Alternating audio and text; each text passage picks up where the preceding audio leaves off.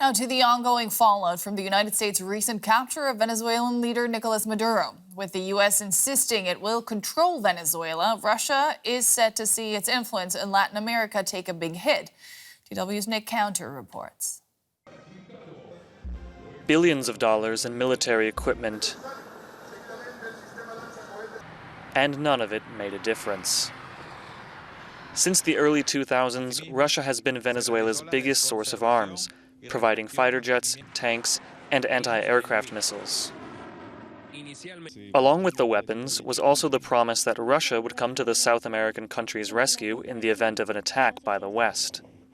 Just last year, Venezuelan President Nicolas Maduro joined Russian President Vladimir Putin in Moscow to sign a renewed defense pact. But when the United States bombed the Venezuelan capital of Caracas and kidnapped Maduro, neither Russia nor those defense systems were of any help. And just a few days later, Russia was unable to stop the U.S. from seizing an oil tanker seemingly carrying its flag, even after saying it deployed a submarine to intercept. When they made those statements, they firmly believed that it would never happen, that the United States would never attack Venezuela. In terms of logistics, it would be impossible for Russia to mobilize anything quickly to do something about the U.S. I mean, it would be suicide for Russians to do anything about this. And I think Russians would not risk a third world war because of Venezuela. In 2024, Syrian dictator Bashar al-Assad was overthrown by rebel forces after more than a decade of civil war. Putin had promised to defend his Arab counterpart, but in the end failed to do so, like Maduro. Does Putin see the loss of these allies as a threat to his power, or can he benefit in some way? I think believes that he is getting actually profit of this. With the United States heavily involved in the Western Hemisphere and perhaps in Iran, the United States would not help Ukraine. The relations with the United States and Europe collapse. Europe is on its own, and Putin, at least with Ukraine, can have free hands to do things he wants to do. So he's, in the end, might win. Russia isn't just losing military allies. Its economy could become more threatened as well. With the United States looking to take full control of Venezuela's vast oil reserves, Russia's so-called shadow fleet of illegal oil smuggling ships could be threatened. And local media has reported that the U.S. is prepared to force Venezuela to sever all economic ties with its overseas partners. But some experts think it could have little effect on Russia. It would not have a direct impact, at least in the shorter perspective, to the Russian economy. What it is, it's very symbolic. It's actually, when Trump was saying we get rid of Russia, that is a very symbolic blow to Russian reputation, to Russian image in Latin America. And of course, Russia would have to find a way to build something different. Despite these challenges, Russia has shown its ability to adapt to the loss of another ally. Much more to unpack. Let's do that with Jesús Renzullo, Research Fellow for Latin America Studies at the German Institute for Global and Area Studies. That's what it's called.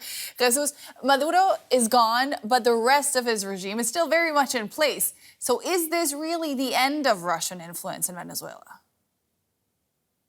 Thank you for having me. Technically, if the U.S. gets its way, yes. So one of the main aspects of Russia-Venezuela cooperation is security and weapons, which are two topics in which the United States is unlikely to compromise, unlike in China, where the ties are more economic.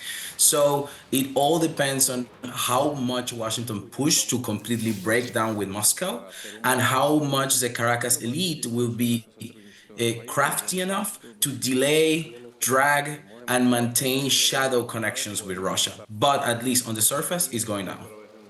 What could those shadow connections look like? It could look like in the form of cooperation, in alignment in intelligence and security, in cybersecurity, in which Venezuela is a major cyber disruptor in the region. It could also be looked into more cooperation with shadow forces and parasecurity forces, just like Venezuela was cooperating with Wagner. So there are many ways in which the government can feign that they are not cooperating directly with Russia, but the loose apparati that work with the Venezuelan government could keep cooperating in the shadow. The Venezuelan regime was decapitated, and its big security ally, Russia, stood idly by. How damaging is Venezuela's experience for Russia's credibility as a partner for other Latin American countries? For other Latin American countries, it's quite damaging because but it is important to say that Russia is not a big security partner for most Latin American countries, with the exception maybe of Cuba and maybe Nicaragua. So in these cases, it was really unlikely, particularly with the Ukraine war going on, that Russia would actively defend Venezuela. They are a weapon supplier, yes. They are a security and intelligence supplier, yes. They are a cyber disruption and in hybrid warfare supporter completely, but they would not actively risk going into a direct conflict in the hemisphere of the United States just to support Venezuela. You mentioned Cuba and Nicaragua there. How nervous would you expect them to be about Russia's passive stance on the ouster of Nicolas Maduro? Extremely nervous. It's basically a complete surrendering of the Russian government of Moscow of these externalized spheres of influence, or less important spheres of influence for Moscow. So this is a recrystallization of spheres of influence. And that is why, while Russia might have stayed idle and might look diplomatically contest what the United States did in Caracas, they might also be again the fact that now they can do the same in their own sphere of influence. So even if in Latin America they're getting weakened, they are probably going to take advantage of this to become stronger in their own natural territories. Looking at the broader situation in Venezuela, then Donald Trump says it is now run by the U.S. What does that mean in practical terms, especially when it comes to the country's ability to build alliances with third countries? Well, it is an overstatement when the Americans say that they now run Venezuela. They still have the political elite in power, and it's because they need them to maintain control and stabilize the country. There are many parasecurity and financial and shadow financial systems that work in Venezuela that the United States do not know how they work and do not know how to control.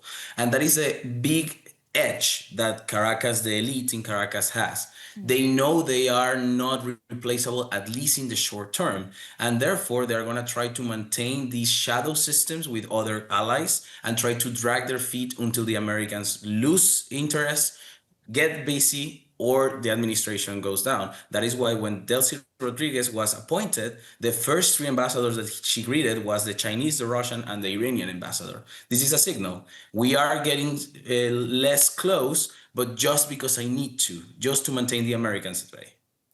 That was Jesús Renzullo, your research fellow for Latin America Studies at the GIGA Institute in Germany. Always fascinating to get your insights. Thanks so much. Thanks to you.